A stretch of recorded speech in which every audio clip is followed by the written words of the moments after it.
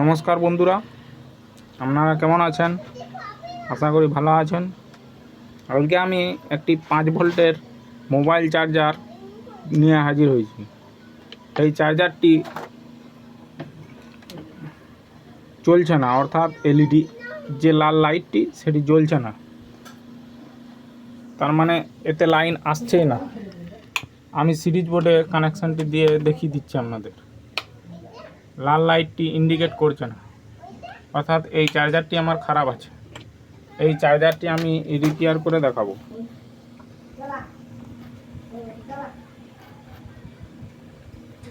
চার্জারটি খুলে নিচ্ছি।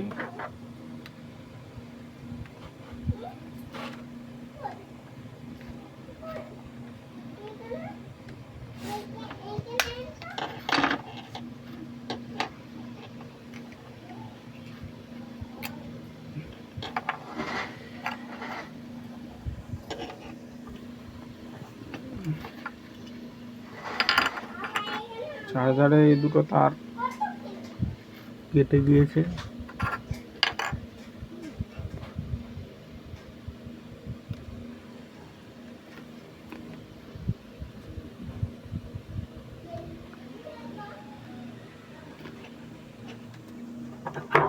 এই দুটো তার আগে ঢাল দিয়ে দিই, তারপর আপনাদের দেখাচ্ছি।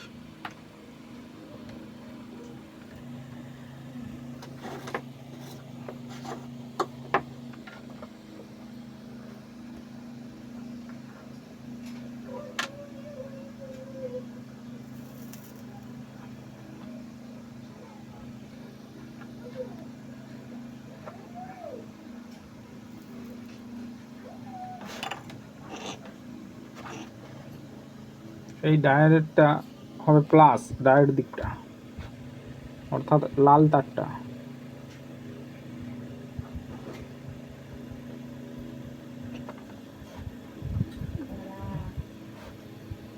আর এই ক্যাপাসিটারের মাইনাসটা হবে মাইনাস। ক্যাপাসিটারের মাইনাস হচ্ছে এই দিকটা, কালো দিকটা। এই দিকটা হচ্ছে মাইনাস, অর্থাৎ এইখানে।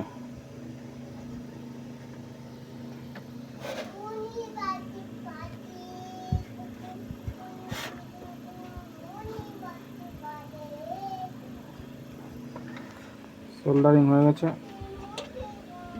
এটা এসি লাইন আসছে না। প্রথম থেকে আমাকে চেক করতে হবে। এইখানে একটা ফিউজ রেজিস্ট্যান্স আছে, এখানে ব্রিজ রেকটিফায়ার আছে, আর এখানে একটা 400 ভোল্টের ক্যাপাসিটার আছে।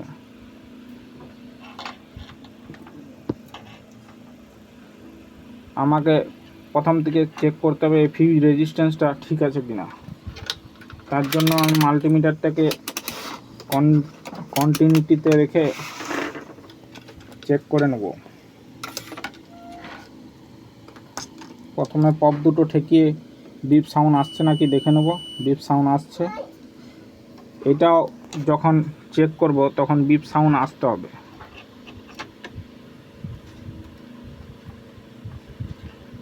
বিপ সাউন্ড আসছে না, অর্থাৎ এই রেজিস্ট্যান্সটি আমার খারাপ আছে।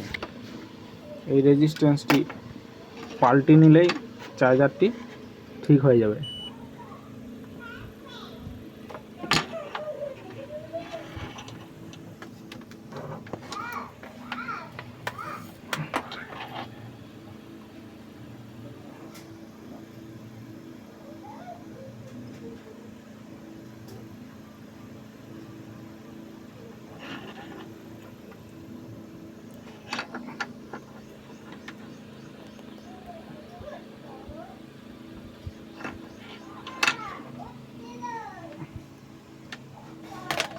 এই রেজিস্ট্যান্সটি পাল্টাবো কীভাবে?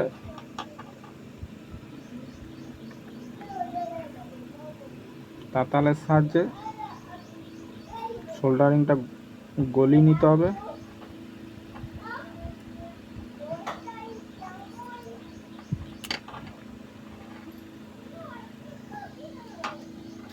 তাহলে রেজিস্ট্যান্সটা বেরিয়ে যাবে। আমি একটা পুরনো চার্জার থেকে এই রেজিস্ট্যান্সটি খুলে নিচ্ছি।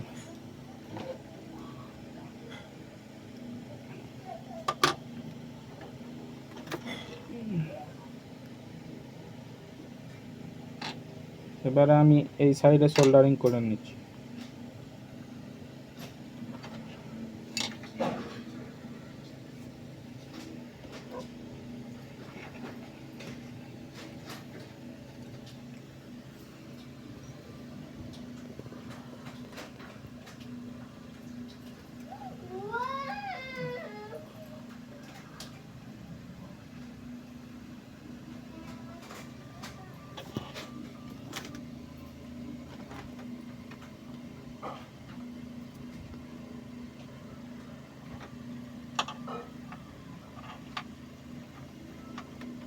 আমার সোল্ডারিং হয়ে গেছে।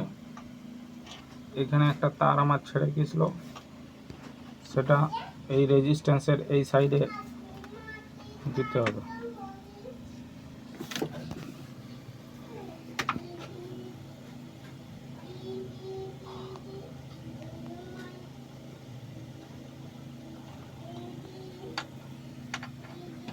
ভালো করে সোল্ডারিং হয়ে গেলে